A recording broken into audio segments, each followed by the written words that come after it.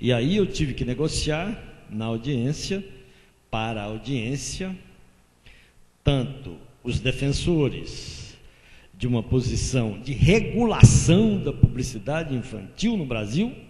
Tem um projeto lá em andamento, eu tenho discutido com as entidades vinculadas a essa luta contra o consumismo, contra a publicidade com atores infantis, né? E foi uma audiência muito interessante, onde as coisas ficaram muito claras quanto à luta e os interesses econômicos profundos que envolve essa questão aparentemente banal e não é banal da publicidade infantil e que tem a ver com a mídia no Brasil. A luta política em relação ao direito à comunicação não é simples, porque envolve interesses poderosíssimos, interesses econômicos de grande monta, não é pouca coisa, são muitos bilhões. O professor Vinícius referiu-se à emergência das teles agora, que são, vamos à expressão inglesa, o maior player do pedaço, é o que tem mais dinheiro nessa luta, que agora está querendo entrar também na produção de conteúdo. E a mídia tradicional hoje, frente às teles, é desse tamanhozinho, é muito pequena. E a gente olha muito para a mídia tradicional, mas ela é muito pequena. Nós estamos diante, portanto, de uma luta dura por conta dos interesses econômicos, mas também por conta daquilo que eu costumo chamar, e nem dá tempo de desenvolver, por conta dos interesses do partido político midiático, do partido político da mídia no Brasil. Eu digo sempre que a mídia tem programa político para o Brasil, que nós não nos enganemos quanto a isso. A mídia tem clareza do que quer e costuma, no desenvolvimento da sua luta e do seu programa, costuma tentar definir cenários, inclusive, para usar uma expressão e um conceito do professor Vinícius Lima, costuma trabalhar e tentar construir cenários de representação da política no Brasil. E muitas vezes conseguiu construir cenários favoráveis àquelas teses que ela defendia. Se nós hoje, eu estou falando de agora, deste minuto que nós estamos falando, dermos uma olhada nos articulistas baianos, nos articulistas nacionais, então, eu vou me valer do conceito do professor Vinícius, do cenário de representação, que a gente usou muito nos nossos estudos e tudo. Hoje você vai observar a mídia dizendo o seguinte, e é um discurso, peguem hoje, página 2 da tarde, por exemplo, ou peguem o artigo do nosso querido companheiro Samuel Celestino, ou peguem à tarde, se quiserem, em vários momentos, o tipo de argumento que está em curso, né? O argumento básico é o seguinte: esse país está dominado pela corrupção. É um outro cansei, viu, Vinícius? É um outro movimento cansei.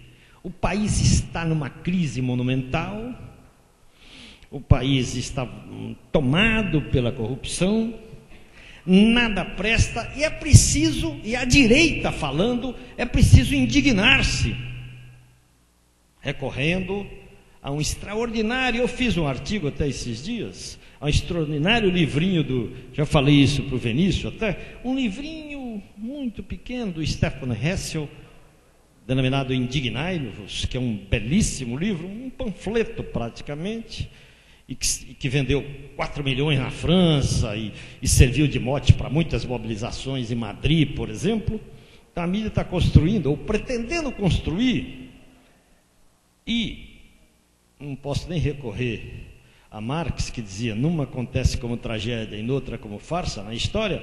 Não, foi farsa o movimento Cansei, foi uma farsa que não deu certo, e algumas celebridades se meteram, não adiantou nada. Como é absolutamente inócua essa tentativa de caracterizar o país como o mundo da corrupção.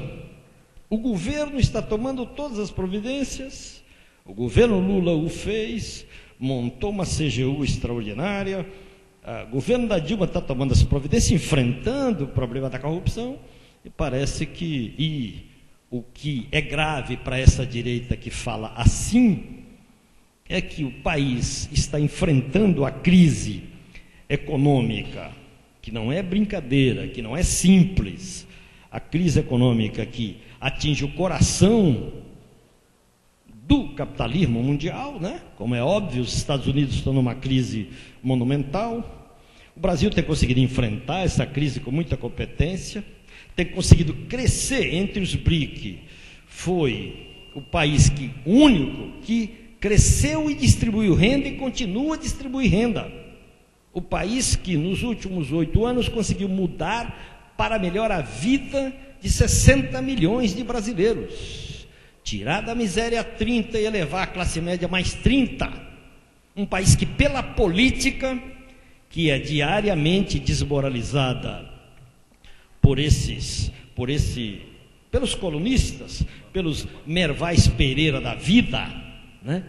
A política é continuamente desmoralizada e pela política nós estamos fazendo as transformações que estamos fazendo no Brasil, com todos os problemas da política e com a iniciativa do governo de apurar a corrupção. Mas ela quer construir um outro cenário. Indignai-vos, saiam para a rua, se manifestem, acabem com os políticos, leiam hoje os jornais para ver isso, acabem com a política. E nós sabemos para onde caminha isso. Se caminhasse, porque não vai caminhar, né? Quando você elimina a política, você vem para a barbárie, para a ditadura, para a violência. Quando você elimina a política, o Brasil vai muito bem, não vai mal. E nem tem essa crise que eles estão querendo construir diariamente e tal. Eu não quero nem citar nomes, porque é complicado você citar os nomes, embora alguns nacionais, como a Dora Kramer, eu já escrevi artigos sobre ela, né? Quer dizer, ela não se conforma com o fato de um projeto político desse, que nós estamos dirigindo no Brasil, dar certo. Então, claro que não vou me estender nisso, mas eu estou dando o exemplo de que a mídia no Brasil tem sempre posição política.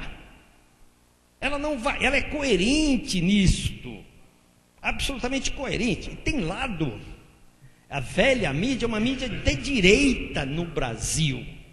É preciso dizer isso com toda clareza para que nós saibamos qual é o nosso adversário, a velha mídia. Mas velha mídia que tem força ainda, né? Velha no sentido que já tem. Lembrava aqui o professor Vinícius, esse código foi construído por essa velha mídia lá, em Código Brasileiro de Telecomunicações, lá no início dos anos 60. E eu sempre que volto ou falo sobre essa velha mídia, eu venho desde Getúlio, para mostrar que em todos os golpes a mídia participa decisivamente, politicamente, ao lado dos golpes e contra quaisquer reformas que o Brasil venha fazer ou tente fazer. Por que a mídia esteve sempre contra o nosso projeto?